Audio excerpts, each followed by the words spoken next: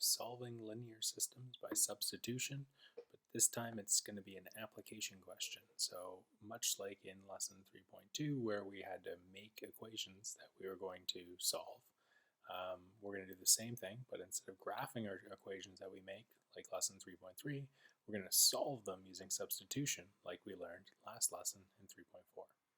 So let's read the word problem. Catherine is selling t-shirts to raise money for diabetes research. The supplier charges $210 design fee plus $3 per t-shirt. Catherine plans to sell the t-shirts for $10 each. How many t-shirts does Catherine need to sell in order to break even?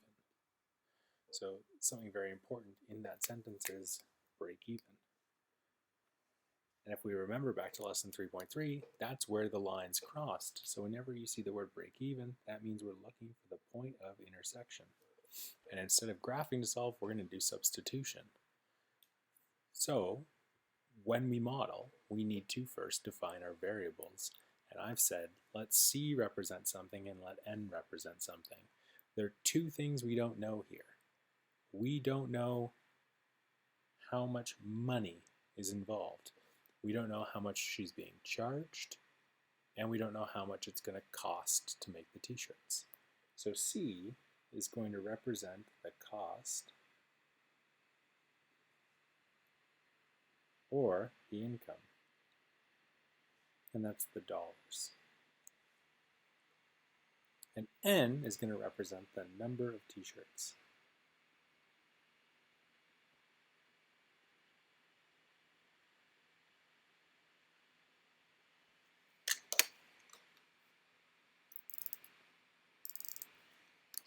I wrote t-shifts, shirts. So let's make our two equations. Well, let's first look at our cost. So I'm going to pick a different highlighter for our cost. The supplier charges $200 plus $3 per t-shirt. So our first equation is going to be how much it costs to make t-shirts. Well, it's going to cost $210 plus $3 per t-shirt. The per thing tells us again our slope, and the starting amount, the 210 design fee, is our y-intercept.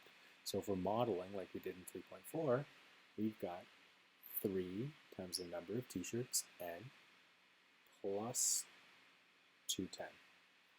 That's our first equation. And our second equation is going to have to do with how much she can sell the t-shirts for. Catherine plans to sell the t-shirts for $10 each. So how much money is she making? Well, she's going to make $10 per t-shirt plus, well, there's no starting amount. No one's just giving her any money, so she's starting at zero. She starts with no income, and then she makes $10 per t-shirt. So the y-intercept, or the start for our income, would be 0. And now we have our two equations. If we remember back to substitution, the first step is isolate. Well, fortunately, that step is kind of already done for us, because we already have C equals. We have isolated for C. And our second step is substitute.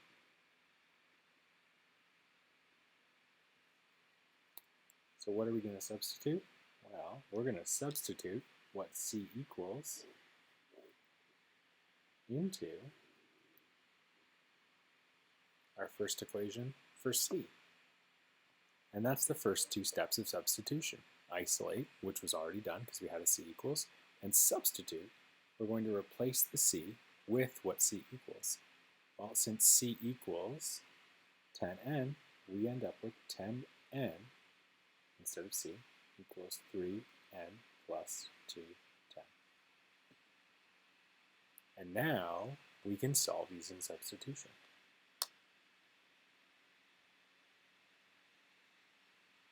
Using our 10n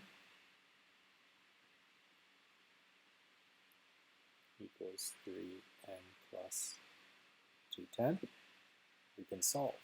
That's our next step. How do we solve? Well, we get the letters on one side and the numbers on the other. So let's move our letter to the left. Remember, when we move something across an equal sign, it becomes negative. So 3n across the equal sign becomes negative 3n. Now we can subtract our like terms. 10 minus 3 is 7, and these are our n terms, so we have 7n equals 210. And now to find out what n is, we divide both sides by 7. And we end up with n equals 210 divided by 7, if we have a calculator, 30. And now we know what n is. The next step is to substitute.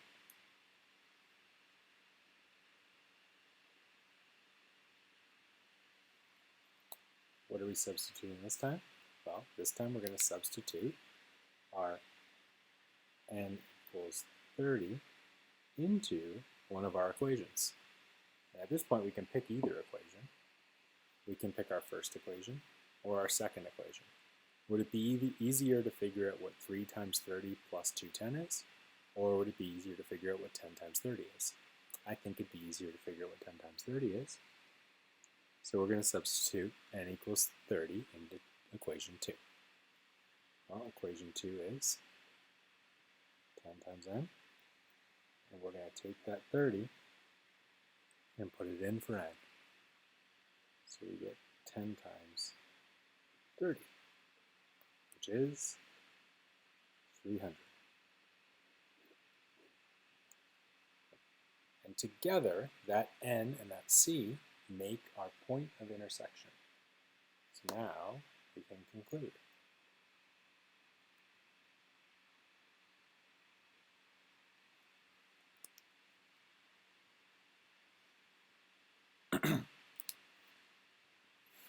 What can we conclude? Well, we can conclude that our point of intersection is 30, 300. What's that mean? Well, we were asked to find the break-even point. So Catherine would break even when? Now we ask ourselves, what are these numbers? N equals 30. Well, at the very beginning we said that n was the number of t-shirts.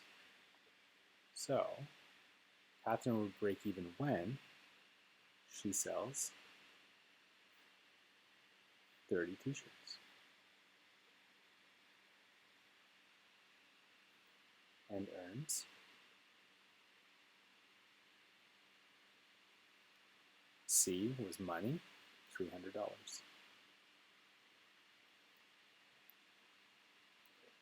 All right, and now for our last step, we can check our answer in both equations to see if it balances.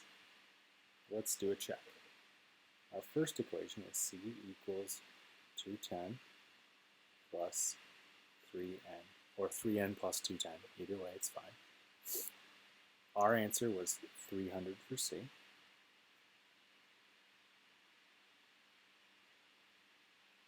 And 30 for n.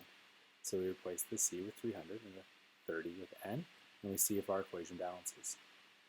Well, 300 equals 210 plus BEDMAS, so multiply first. 3 times 30 is 90, and 210 plus 90 is 300.